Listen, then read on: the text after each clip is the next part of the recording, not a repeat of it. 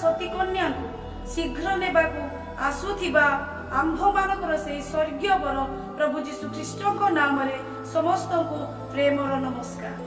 आज आंभे माने जो प्रसंग ईश्वर वाक्य आलोचना करिबा प्रसंगर शीर्षक सतरे से कौन फेरैब तो सतरे से कौन फेरैब तो अनेक थर आंभे माने आम चारिकड़े थिबा दरिद्र लोक मानकु देखिले साहाय्य करिबा पाई भारी मन हुए, किंतु मन मध्यरे एपरि भी प्रश्न आसे जदि आंभे माने ताहाकु साहाय्य करिबा सतरे से कौन फेरैब तो जदि भी मु ताहाकु साहाय्य करे तेबे मते किए फेरैब। एहिपरि अनेक प्रश्न मन मध्यरे हुंकी मारुथाय, किंतु अपर पार्श्वरे आंभे माने सेही लोक मानकु साहाय्य करिथाउ जो माने कि आंभ मानकु फेरई पारिबे। सतरे कोन एहा आश्चर्य विषय नुहे।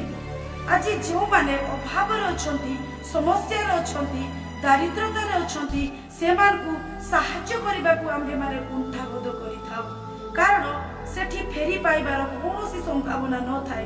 सेठी पाई अनेक समय आंभे माने से मानकर दारिद्रता को देखिले हे अपना चक्षु रुद्ध करि देइथाउ, किंतु जतेबेले आंभे माने धनी लोक मानक सहित व्यवहार करू जेपरि दरिद्र को करिथाउ सेपरि धनी मान को करि न थाउ, कारण एठारे आंभ मानकर फेरी पाइबार संभावना थाए। सेठी पाई तो आंभे माने कहिथाउ सतरे से कोन फेरैब तो। जदि आपण माने अति सूक्ष्म भावे ईश्वर जीवंत वाक्य को अनुसंधान करिवे तेबे पाई पारिबे जा हितोपदेश 19 अध्याय 17 पदरे एहिपरि लेखा अछि जे दरिद्र को दया करे से सदा प्रभु को ऋण दिए, पुणी से ताहार उत्तम कर्मर परिशोध करिवे। एठी स्वर्गर परमेश्वर आंभ मान को कोन कहिबा को चाहंती जाकी आंभ मान को अति यत्न सहकारे बुझिबा को हबो, किंतु किए फेरैब। दरिद्र को ताहार अभाव समय दारिद्रता समय आपण माने निजस्व अर्थ दे ताहार समस्या समाधान करियछंती, अभाव मोचन करियछंती, ताहार सदा प्रभु फेरैबे। काहे कि ना से तो दरिद्र से ओबा फेरैब किपरि, से तो अभावी लोक, से तो कष्ट रे अछि, से तो समस्या रे अछि, से केउठु आनी आंभ मान को फेरैब। सेथिबाई तो स्वर्गर परमेश्वर कहिले आंबे ताहार उत्तम कर्मर परिशोध करिबा। प्रिय मंडली, आंबे माने जानंती कि स्वर्गर परमेश्वर काहे कि सदम गमोरा को अग्नि द्वारा विनाश करिथिले, ता पछर कारण पातर अंतर, कारण सेमान को विनाश करिबा पछरे अनेक कारण अछि। सेथि मध्यरु अन्यतम कारण हेउछि जे हेतु सेमाने अति धनीशाली थिले, किंतु दरिद्र मानक प्रति कृपण व्यवहार करुथिले, कारण सेठारे अनेक खाद्य थिला, केवल सेमाने निजर क्षुधा को मेंटौथिले।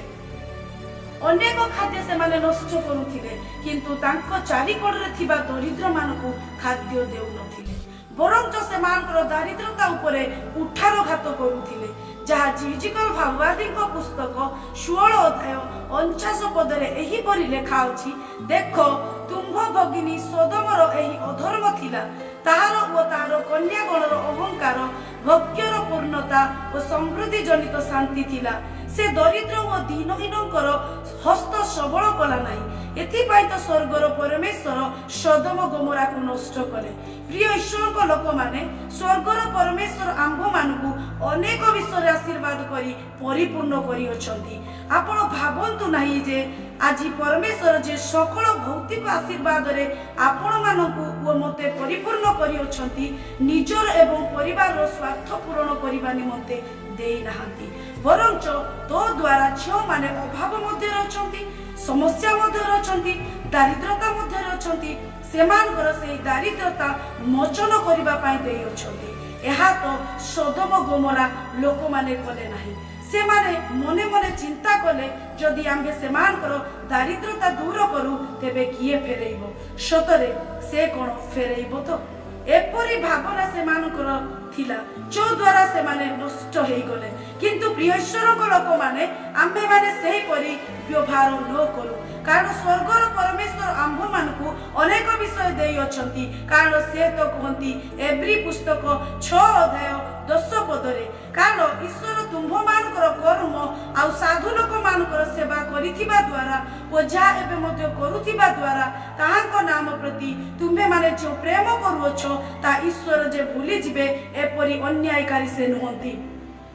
ଏଥିପାଇଁ ପ୍ରିୟ ଈଶ୍ୱରଙ୍କ ଲୋକମାନେ, ଆପଣଙ୍କର ଓଡ଼ିଶାରେ ହେଉ ବା ମଣ୍ଡଳୀରେ ହେଉ ଯେଉଁ ଦରିଦ୍ର ଲୋକମାନେ ଅଛନ୍ତି ସେମାନଙ୍କର ଅଭାବ ଦାରିଦ୍ରତା ସମସ୍ୟା ନିଃସଙ୍କୋଚରେ ମୋଚନ କରନ୍ତୁ। ଏହିପରି ମନୋଭାବ ପୋଷଣ କରନ୍ତୁ ନାହିଁ। କିଏ ଫେରାଇବ? ସତରେ ସେ କ'ଣ ଫେରାଇବ ତ? ନାହିଁ ମୋର ପ୍ରିୟ ଲୋକମାନେ, ସେ ତ ଅଭାବୀ ଲୋକ, ସେ ତ କଷ୍ଟରେ ଅଛି, ସେ ତ ସମସ୍ୟାରେ ଅଛି, ସେ କୋଉଠୁ ଆଣି ଆପଣଙ୍କୁ ଫେରାଇବ? କିନ୍ତୁ ବାଇବଲର ପରମେଶ୍ୱର ଆପଣା ସକଳ ନାମ ଅପେକ୍ଷା ଆପଣା ବାକ୍ୟକୁ ମହତ୍ କରିଛନ୍ତି।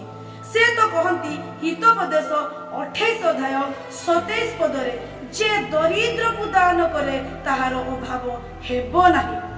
ଆଜି ଆପଣମାନେ ଆପଣଙ୍କର ନିଜସ୍ୱ ଧନ ଦ୍ୱାରା ଯେଉଁ ଅଭାବୀ ଲୋକର ଅଭାବ ମୋଚନ କରିଅଛନ୍ତି, ତାହା ଯଦ୍ୟପି ଅଭାବୀ ଲୋକ ଫେରାଇ ନପାରେ, କିନ୍ତୁ ସ୍ୱର୍ଗର ପରମେଶ୍ୱର ଆପଣଙ୍କ ସହିତ ଆପଣାର ବାକ୍ୟରେ ଚୁକ୍ତି କରିଅଛନ୍ତି, ତାହା ଆମ୍ଭେ ତୁମକୁ ଫେରାଇବା।